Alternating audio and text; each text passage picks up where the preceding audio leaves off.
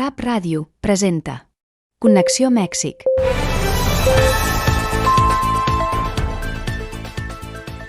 Vull expressar abans de començar la nostra solidaritat amb totes les persones afectades pels danys a la comunitat de València. I ara sí, com sempre, és un plaer ser aquí amb vosaltres per explorar i escoltar junts l'actualitat mexicana i l'interessant món cultural d'aquest país. Avui, el programa, com no pot ser d'una altra manera, ens acompanya el Leonardo Alvarado. A més, hem convidat a un amic molt especial, arquitecte i apassionat a organitzar recorreguts per racons molt particulars de Mèxic. Em refereixo al Mariano del Cueto. I ara sí, comencem, doncs, amb una emissió més de Connexió Mèxic. Leonardo, benvingut aquest dijous. Hola, ¿qué tal? Qué gusto estar con ustedes otra vez. Y como bien dices, nuestra solidaridad para este pueblo valenciano que ha sufrido semejante catástrofe climática, ¿no? I tant. Leonardo, la Malala Yousafzai, quin cognom, aquesta activista pakistanès va visitar Mèxic fa unes setmanes i es va reunir amb la Clàudia Sheinbaum al Palacio Nacional. Com ha anat aquesta visita? El bloc d'actualitat. Connexió, el fil que et connecta amb Catalunya.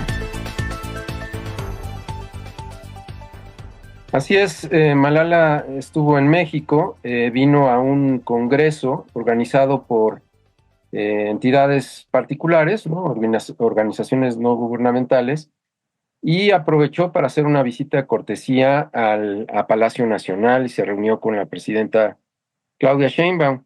En una visita muy breve, ¿no? De unos 20 minutos, pero que me parece a mí que agrega un simbolismo especial al gobierno de Claudia Sheinbaum, porque apenas no llegamos ni a los 40 días de gobierno, pero estamos viendo cómo ejerce su gestión con gran pragmatismo y con una enorme carga simbólica de todo lo que hace. Y en ese sentido, Malala es una representante muy importante, sobre todo porque hoy se tiene la intención en el gobierno de Sheinbaum de poder darle un énfasis mayor al tema de la equidad de género y los derechos de las mujeres en general, ¿no? Entonces, aunque no hubo declaraciones ni se dijo en particular qué temas se habían tratado, ni mucho menos, pero sí podemos suponer que hablaron, y bueno, de alguna manera lo dijo la doctora Sheinbaum, que hablaron sobre el tema de la educación, donde Malala tiene un trabajo muy profundo en diferentes partes del mundo, en particular en Pakistán, donde ha hecho grandes esfuerzos para tratar de combatir los rezagos que hay en los derechos, sobre todo de las niñas, para acceder a la educación. Y me parece que está muy en congruencia con la propuesta de Sheinbaum de, por ejemplo, reducir los problemas más relevantes del país yendo a las causas. Y sin duda este tema de la violencia contra las mujeres, lo hemos visto en las cifras de feminicidios y demás, tiene mucho que ver con el acceso no es el único, pero el acceso a la educación a las niñas, el que una sociedad no permita a sus niñas estudiar, a sus jóvenes, les limita mucho el acceso a mejores condiciones laborales en general y además las pone en un riesgo extremo. Por ejemplo, una de las notas que revisaba al respecto habla de que en lugares de desigualdad extrema, como pueden ser los países del Cuerno de África, las familias terminan vendiendo a las niñas para poder salir adelante de todos los problemas de la pobreza. Entonces imagínate lo que eso representa para estas pobres niñas, ¿no? Y hay estudios de diferentes organizaciones, incluso de consultorías muy famosas a nivel mundial, que hablan de cómo el rezago de las mujeres y de la educación representa grandes minusvalías en las posibilidades y potenciales de la creación de riqueza de los países, ¿no? Hay cifras muy contundentes y muy espectaculares de lo increíblemente limitante que resulta el no poder educar a este grupo de población. Y claro, pues estamos hablando prácticamente de la mitad del mundo, ¿no? Así que imagínate tener a la mitad del mundo sometido a condiciones paupérrimas en cuanto a acceso a la información, a la educación, y todo lo que esto implica, por ejemplo, al limitar la posibilidad de que haya un cambio social más dinámico, prosperidad económica, etcétera. Así que creo que fue una reunión muy significativa en ese sentido, que le da mucho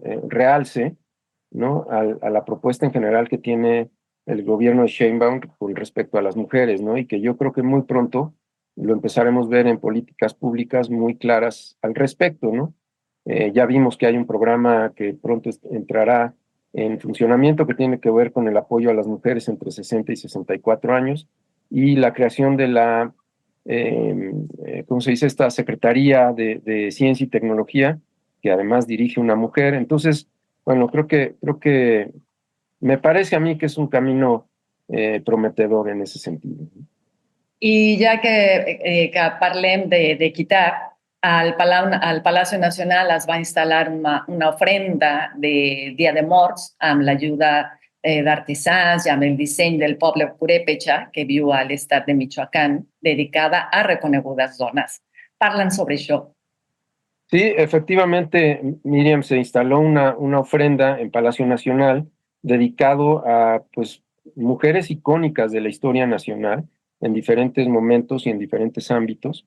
Y como bien dices, es una ofrenda inspirada en la cultura purépecha de la región que hoy conocemos como Michoacán, que se adornó con frutos que abundan en aquellas regiones como mandarinas, naranjas, limones.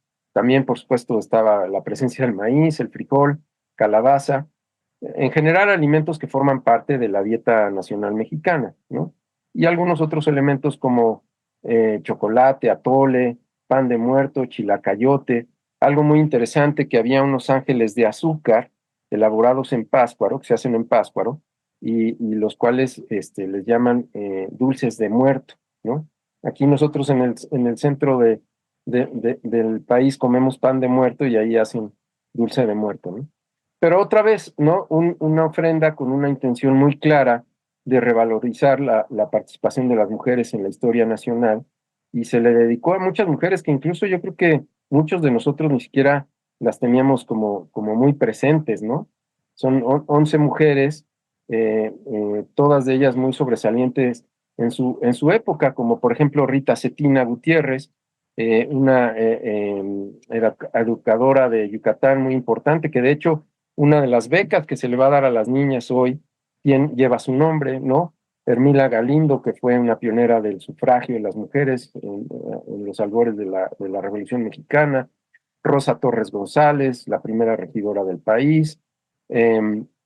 Elvia Carrillo Puerto, Beatriz Peniche y Raquel Detzil, las primeras diputadas en la legislatura de Yucatán en los años 20, ¿no? Aurora Mesa Andraca, primera concejal en Chilpancingo Guerrero en 1935, Refugio Cuca García, quien fue feminista y sufragista en los años 30, y en fin, una serie de personajes, Alicia Arellano y María Lavalle, las primeras senadoras, Rosario Ibarra de Piedra, la primera candidata presidencial en México en 1982, y desde luego Rosario Castellanos también, que hizo un trabajo muy profundo. Nosotros ya platicamos de ella en uno de los programas, ¿no? De cómo su trabajo literario y periodístico abordó temas sustanciales para la construcción o el relato de la construcción de la identidad femenina y las injusticias sociales. Así que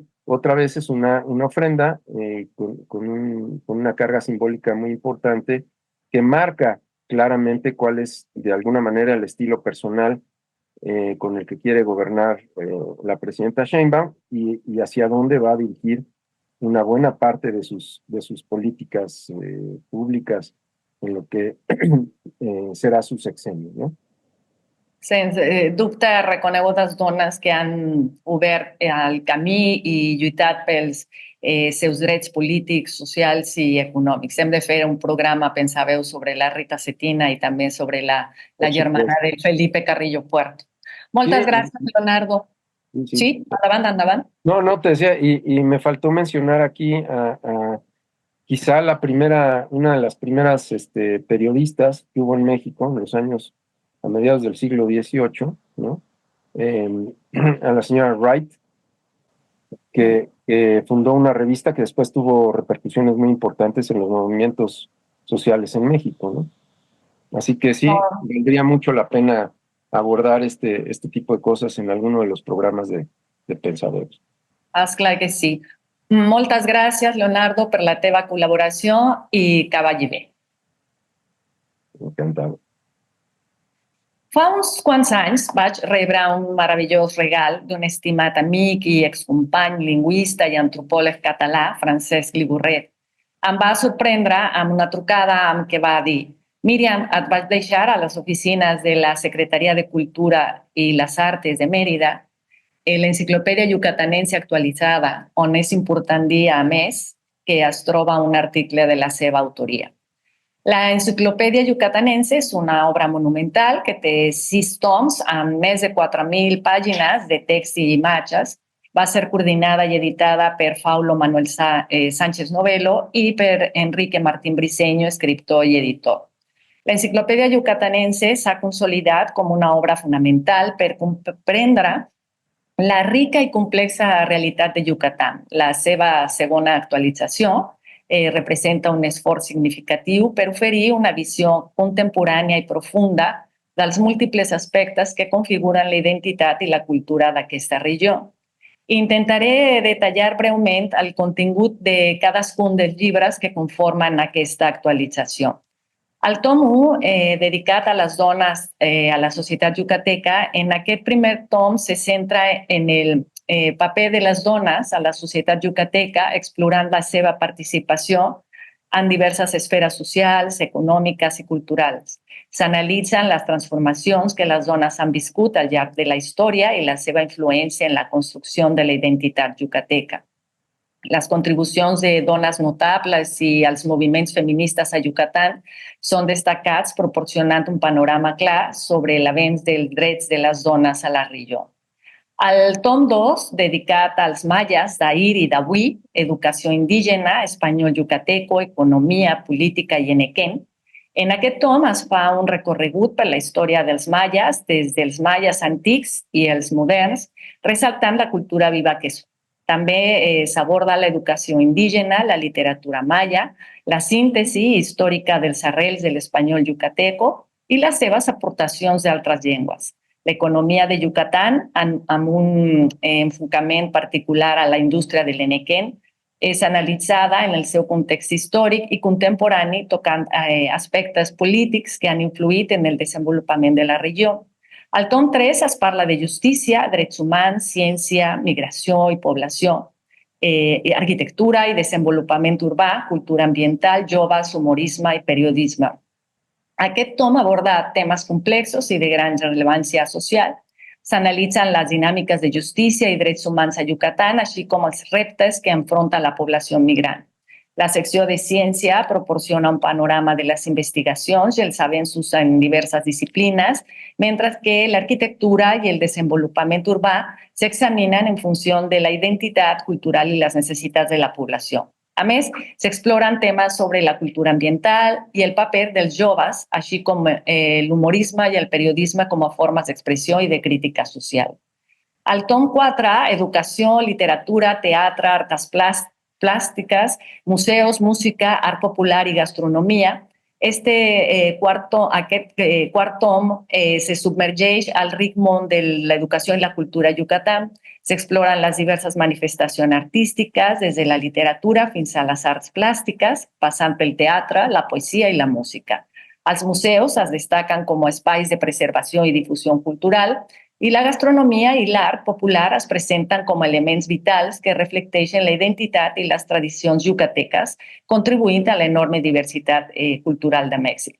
El tom 5, Bibliografia General Yucateca, del 1948 al 2010. Aquest tom constitueix una valuosa eina de referència que compila la bibliografia relacionada amb Yucatán des de l'any 1948 fins al 2010 i s'organitza de manera accessible, facilitant la recerca i l'accés a la literatura i als estudis sobre la regió. contribuint així al coneixement i la difusió de la cultura i la història yucateca. El tom 6, selecció d'assajos traduïts al maia. En aquest sisè tom és una innovadora incorporació que inclou una selecció de 10 assaigs traduïts al maia, publicats als primers 4 toms.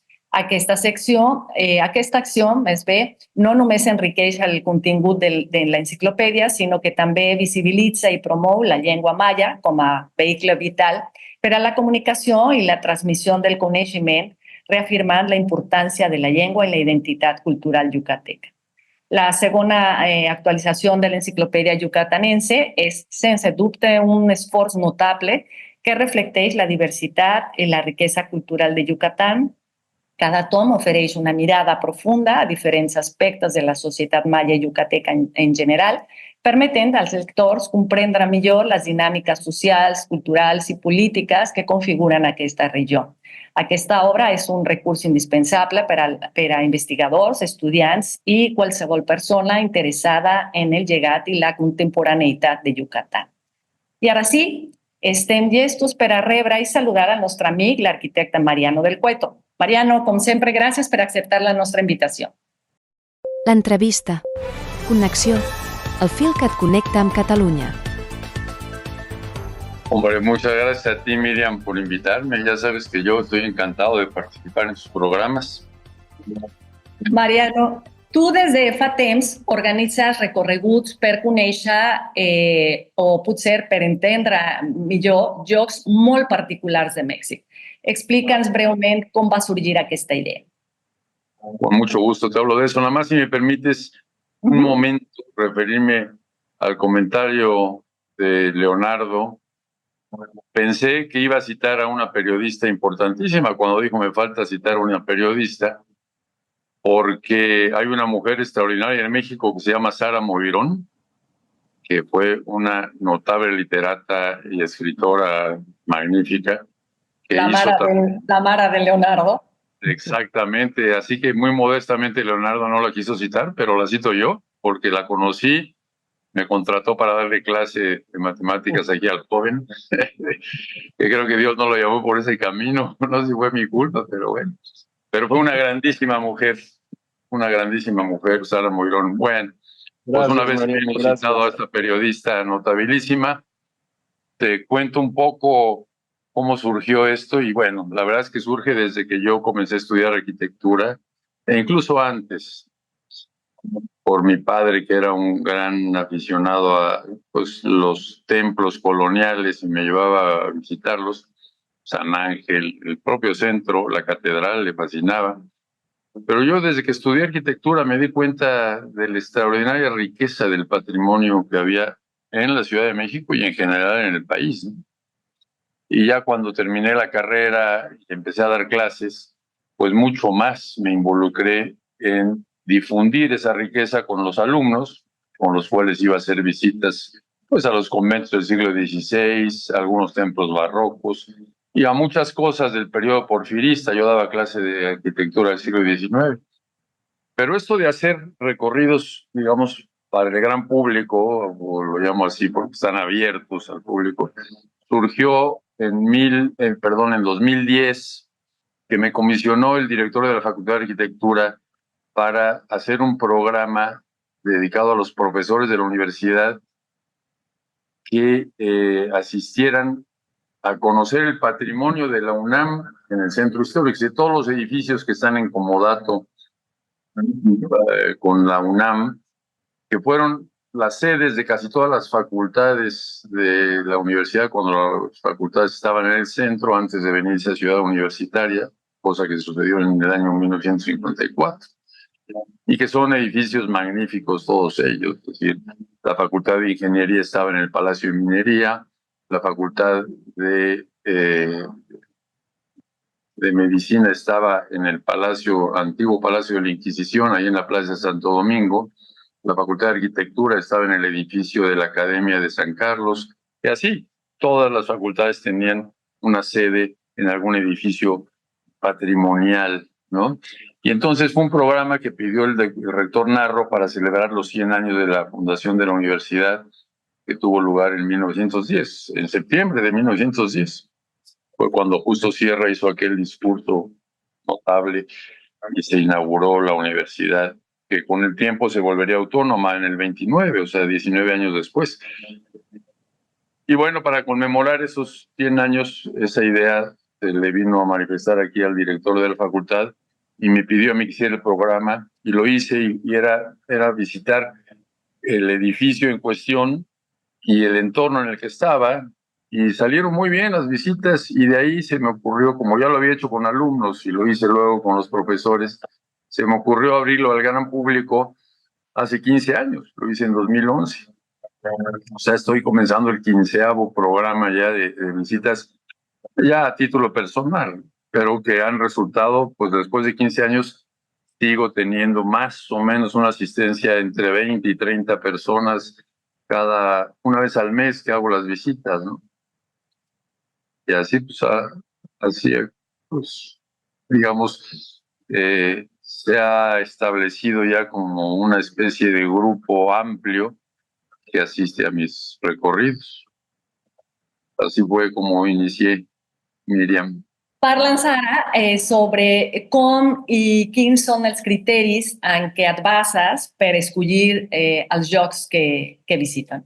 Bueno, fundamentalmente me baso en lo que yo he recorrido, porque primero te voy a comentar que al principio eran recorridos nada más en la Ciudad de México, pero paulatinamente fui intercalando visitas en la Ciudad de México con visitas a lugares cercanos en los que solíamos pasar el día entero o a veces pasar 2 días. Entonces eso ya fue dándole otro carácter a las visitas, ya tenían más participación social, digamos, se hacía más convivencia, al grado que pues hago 4 o 5 al año de salir, algunas son de 2 días, algunos de 3 días, porque México está lleno de hoteles maravillosos en haciendas, en ciudades del periodo virreinal bellísimas, ¿no? Tasco, hemos ido a cantidad de lugares y ya voy alternando visitas en la ciudad con visitas en ciudades, pues generalmente no muy lejanas, ¿no?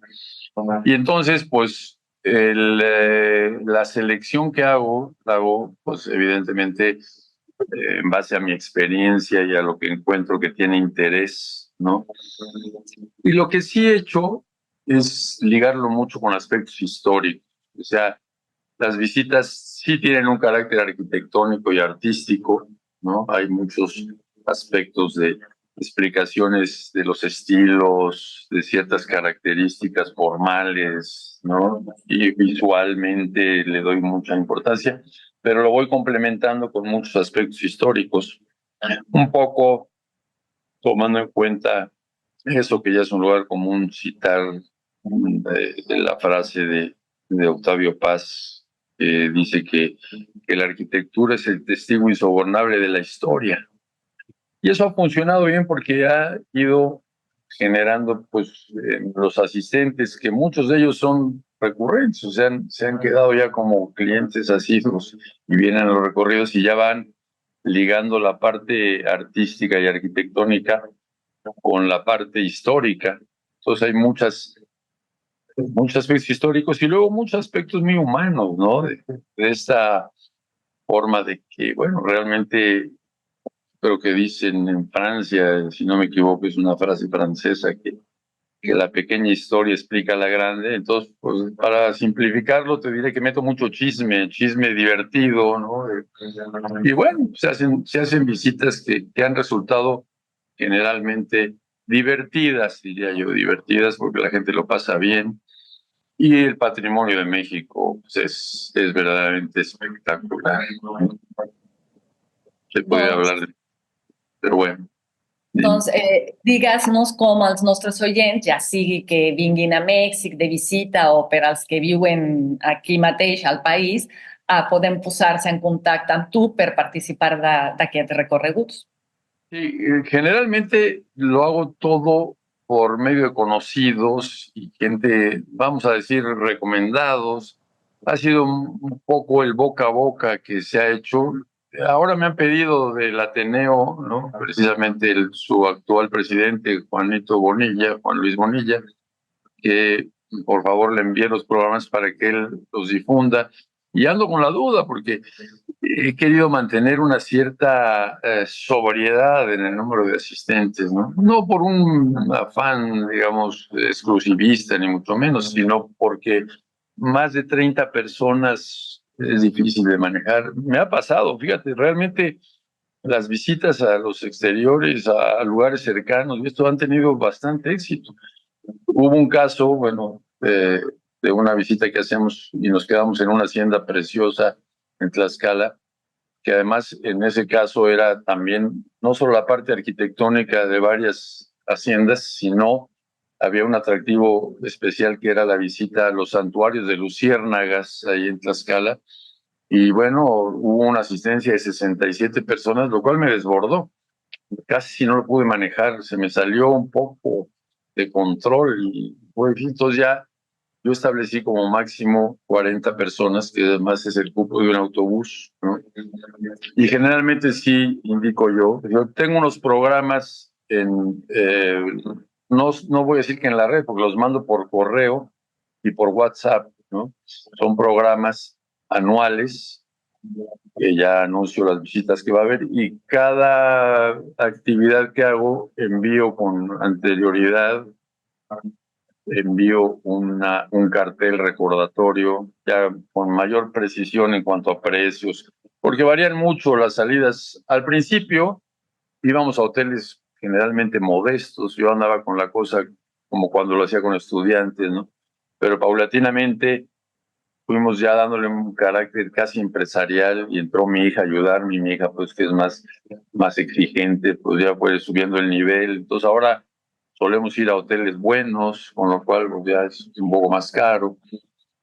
Y en general pues han tenido mucha aceptación y vamos a hoteles, tratamos de buscar hoteles que estén en edificios pues con cierto interés arquitectónico. Muchas haciendas que han reconvertido en hoteles, pues las hemos ido conociendo. Y entonces es tal la cantidad de sitios a visitar que luego buscar un alojamiento interesante no es tan difícil. Hay maravillas de hoteles en México.